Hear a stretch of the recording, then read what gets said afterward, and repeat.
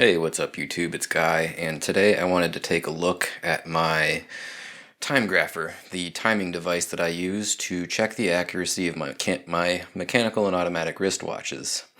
Now, I in the future have planned a video that is basically going to be more of a philosophy style video talking about how important is accuracy and or precision of your wristwatch to you.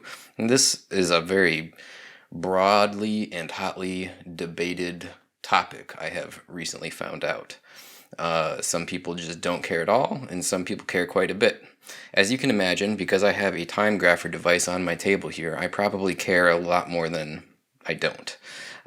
So anyway, before I can make that video just discussing the importance of accuracy and or precision, I thought first I should review this product, which is sort of going to be foundational to that future video. So that's what we're doing today. Today we have on the table a Timegrapher by the company Ace Timer, as you can see on the front here. Ace Timer, based in California, multifunctional Timegrapher up on the left here, number 1000. There's another Timegrapher on the market that you may or may not be familiar with. It's the Weishi multifunctional Timegrapher. It is also labeled number 1000. Well, what I can tell you is I believe this Timegrapher is just a rebadge of the Weishi Timegrapher, which is obviously a made in China Timegrapher, because this is the manual that came with my Ace Timer Timegrapher, and you can see it's the Weishi multifunctional Timegrapher number 1000. So I'm guessing that they just throw these manuals in the box with their rebadged and rebranded Timegraphers that they buy or build or whatever. Anyway, moral of the story is you can probably buy either of those Timegraphers, be it the Ace Timer like the one on the table here, be it the Weishi multifunctional number 1000. I believe they are the exact same things. So what the Timegrapher consists of is two pieces of equipment. On the right here you have, this is the stand that the watch will sit on, and a microphone which chains over to the reading device, or the brain, the main unit.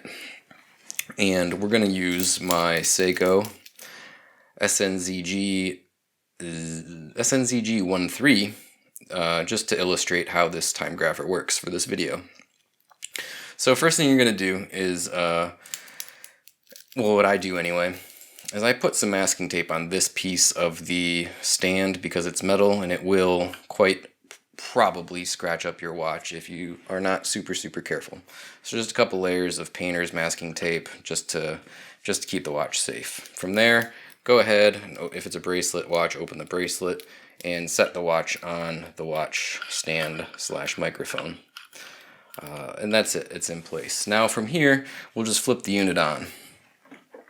There's a power switch back here. Unit's going to flip on, and I will stop it right away to show you guys the menu.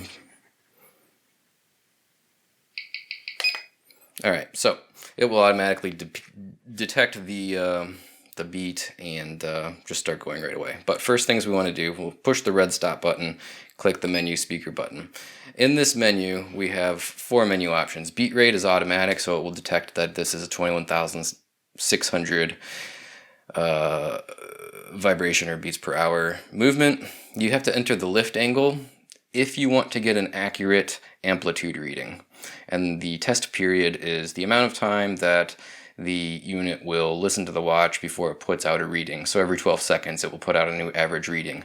You can switch that to be 12, 8, 4, 2, 60 seconds, 30 seconds, or 20 seconds. We'll just leave it on 12 for the purposes of this video. The longer you let it run, the more accurate of an average you're going to get. And of course you can change the language in this menu. That's all there is to it. Now if you don't know the lift angle of your watch, it's not a super big deal. You just, again, won't get a correct amplitude reading. What this reader will tell you is the rate, the amplitude, and the beat error of your watch movement. The rate is how many seconds fast or slow per day your watch is running in the position that it's in. The amplitude is basically how wide of an arc the balance is spinning in degrees. So the balance can spin at a maximum of 360 degrees because that's how round a circle is, but that would be way too much. Ideal ranges, I believe, are in the like 250, 260, 270 degree range, plus or minus there. The beat error is the number of milliseconds, or quite possibly a fraction of milliseconds, that the balance is beating unevenly. So it spins clockwise and then counterclockwise and then clockwise and then counterclockwise. If you have like a 1 millisecond beat error, it would mean that it is not perfectly in time, but that's not a huge problem either from my understanding of what all of these things mean. The main thing that's important is your rate. The beat error and the amplitude more so are going to tell you if there's any sort of problem potentially with your movement. So anyway, we have it set up. I know that the lift angle on this watch, the 7S26 movement, is 52 degrees, which happens to be the default. A lot of watches have that default lift angle. So we'll leave the rate on auto, test period of 12 seconds, and we will start the watch, and we're going to start timing it in the dial up position. This little stand can be rotated in all sorts of orientations so that you can test the watch in the 5 most common positions. Now, we'll talk about the positions first. Or I'm sorry, after we do one reading. We're just going to read it with the dial facing upward and see what we get. So we'll push the start button, and I will mute the speaker here in a second. Go ahead and mute that so we don't have to listen to it. Now you're going to want to let it run for a few seconds to let the movement settle down, because if you had just been moving the watch around, the balance wheel could be vibrating a little bit. It could just not be settled down, for lack of a better term. So you give it a little time to run and settle down, and then we'll look at the readings that we get. So as you can see here, in the position that the watch is currently in, which is dial up, we are getting a rate of presently 0 seconds per day. It is not gaining or losing any time. So that is absolutely fabulous. The amplitude is 272 degrees. Again, that's kind of how much the balance is spinning in degrees back and forth. The only problem that we really see here is the beat error is 0.1 milliseconds. Ideally, you want your beat error to be half a millisecond, 0.5 milliseconds or lower. In this case, it's 1 millisecond, which is not ideal, but not awful. Now you can see the rate is now showing -2 seconds per day. Because this is not a particularly robust, super accurate movement, you're going to see fluctuations like that. The 7S26 movement in the Seiko 5 line of watches is not the best movement in the world, and you're going to get that reflection reflected in your readings here. It's going to be, it's going to fluctuate. And particularly when we change to different positions, we're going to see some, I'm guessing, some significant changes in the rate. So like I said, we're going to test it in multiple positions. What are the 5 most common positions? We'll go ahead and stop it. I like to stop it before I change positions.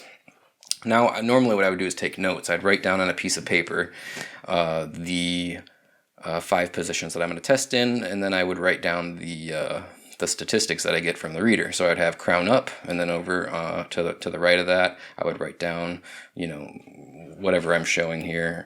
In this case, let's call it -1 second per day, amplitude 281, beat error 1.0 milliseconds. I'd write that down, and then I'd go to the next position.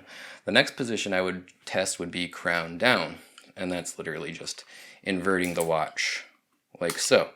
So now the crown is facing down. Now, I'm not going to test it in every single position for this video, but I'll tell you the positions that I do test it in. Crown up and dial up and dial down. Those are the 2 dial-related positions. Then I do crown up, so like it is right now, the crown is pointing up. I do crown left, which basically makes the watch upside down. The crown is pointing to the left, 12 o'clock is pointing down. And then I do crown down, which is rotated all the way around. Let's see if I remember. Okay, yeah. And then I do crown down, which is this position. So again, it is dial up, dial down, crown up, crown down, and crown left. The reason that I don't really test crown right, which would be, let me rotate it around to show you. This position here, the crown right, that's sort of like saying that my watch is like this, right? Like I'm looking at it and it's perfectly vertical.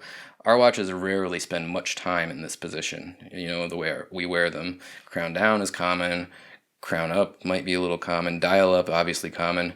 This crown right position is very, very uncommon for the watch to spend a whole lot of time in. So there's really no need to test it in this position, but you could if you wanted to.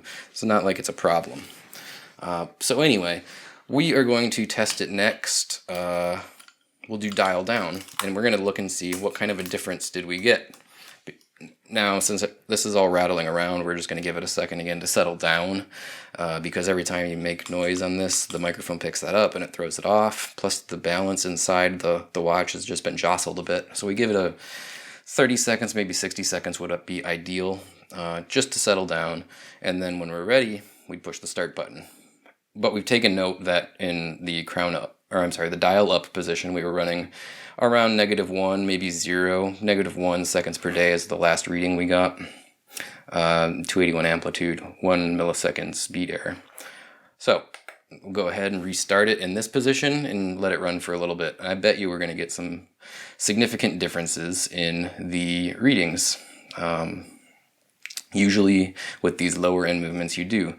And actually, so far, we're not really getting any significant difference at all. We're getting, again, roughly 0 seconds per day of a rate, the same, very similar amplitude, 281, very similar beat error, 0.9 milliseconds. So that's pretty good. It just dropped the rate there to -1 second per day, but I mean, you know, relatively consistent. Now you can see that there's these two little dotted lines here that are going across the screen. If your beat error was 0, those dotted lines would be right on top of each other. There wouldn't be this gap here. So the higher your beat error, the wider that gap is, in case you were curious what's up with that. Let's try it in a different position just to see what kind of results we get. So we're going to stop it.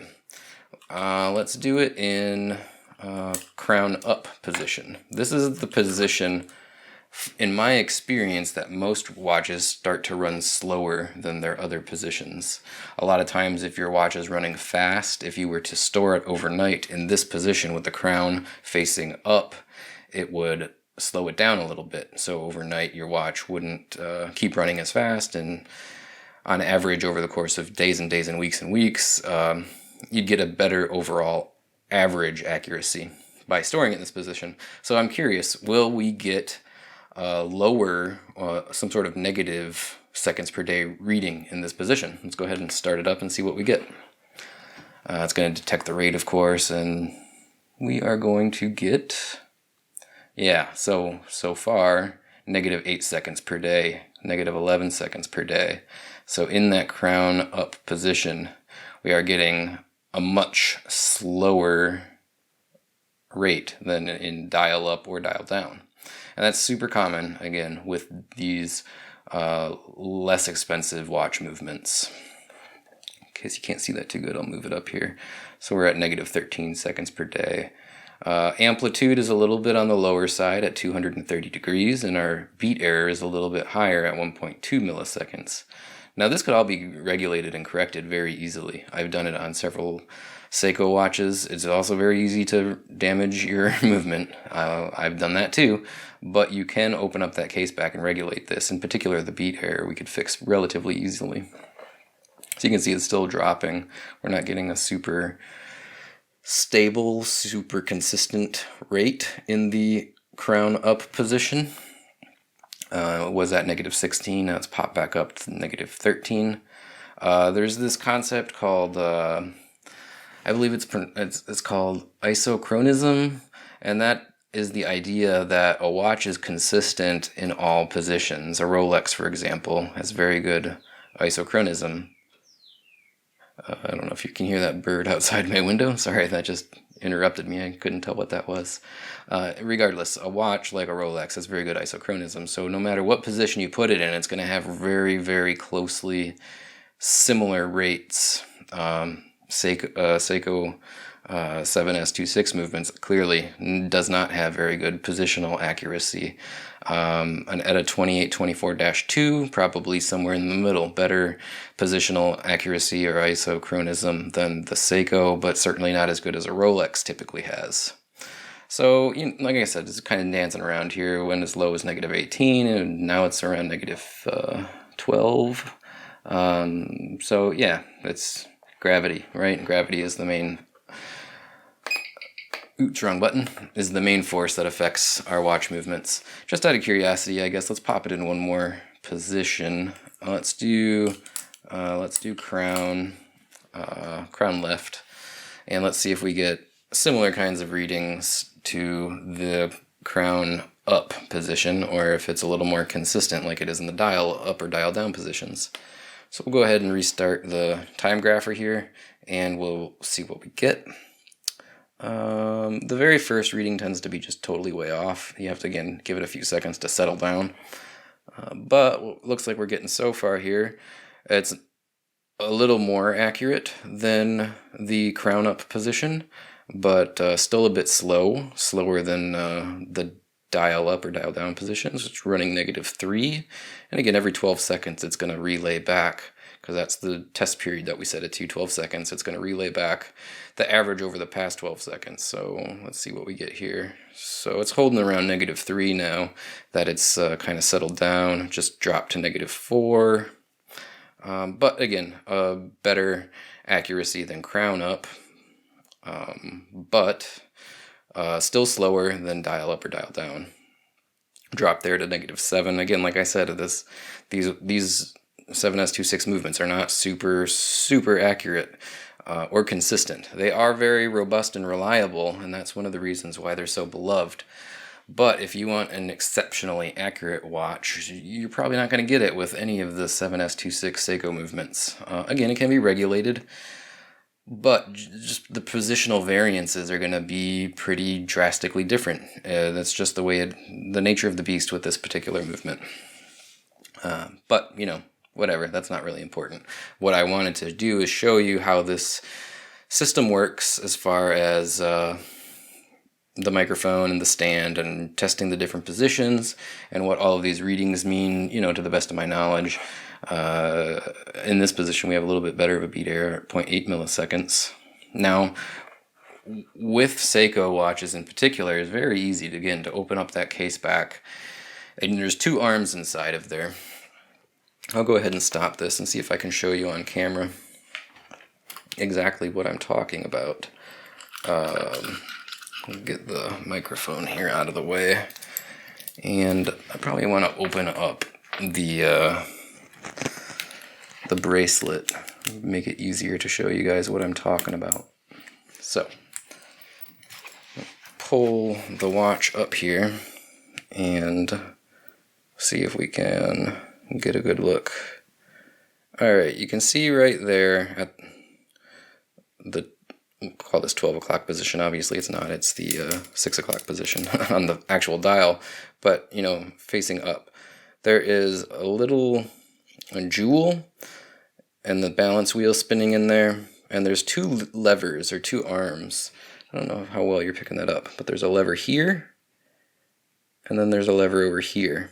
That is how you adjust the rate and the beat error. This lever here, you push left or right to adjust your beat error, and you can get it down to 0.0 milliseconds just by adjusting that lever. Once you've got your beat error to where you want it, then you can adjust this lever, which will adjust your rate. Teeny tiny little movements of these levers make very big differences.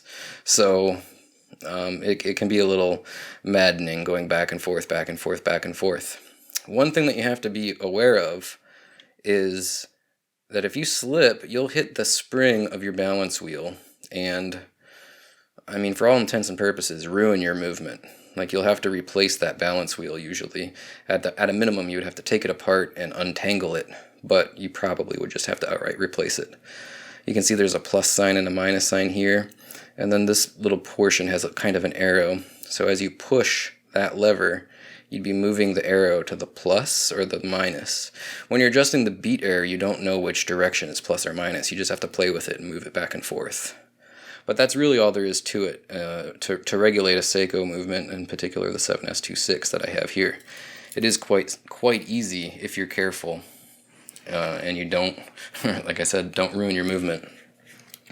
But that's it, guys. I just wanted to show you this Ace timer, or the Weishi Timegrapher, depending on how you want to look at it. They're one and the same. This again is going to be sort of a foundational video to my discussion about how important the accuracy of our wristwatches are to us. And again, to me, it is a fairly important aspect of wristwatches.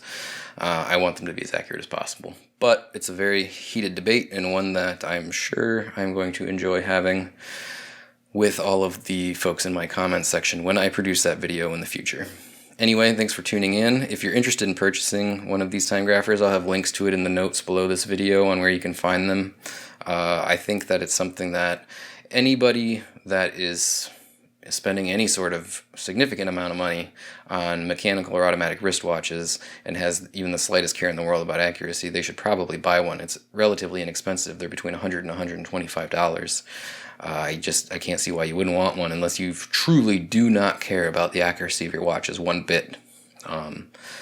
But if you're like me and you do care and you want to know what sort of accuracy you should expect from a new watch, you can throw it on the Timegrapher and get a basic idea of the accuracy in all the positions, before you peel off all the plastic and before you commit to saying, like, yep, I'm keeping this watch. Because we all know once you buy a watch, if you take any of the plastic off, if you wear it at all, if you resize the bracelet, it's yours. You own it. You cannot return it. This helps us determine whether or not a watch that we've gotten has a healthy movement, has an accurate movement, and potentially whether or not we want to keep it. In my opinion, I think that it is well worth the $100 to $150, call it $100 to $150. I think it is well worth the price. If you're, collecting watches or buying an expensive watch or expensive watches or a lot of several relatively affordable watches even, if you've got $500 or $1,000 invested in watches or more, why wouldn't you want to spend $100 to $150 on a Timegrapher, is the way I look at it. Alright guys, thanks again. I appreciate you checking out the video. I will have, that discussion on accuracy and the importance thereof sometime in the future. But I just wanted to do this product review and sort of lay down a foundation for that discussion here today. Alright, bye.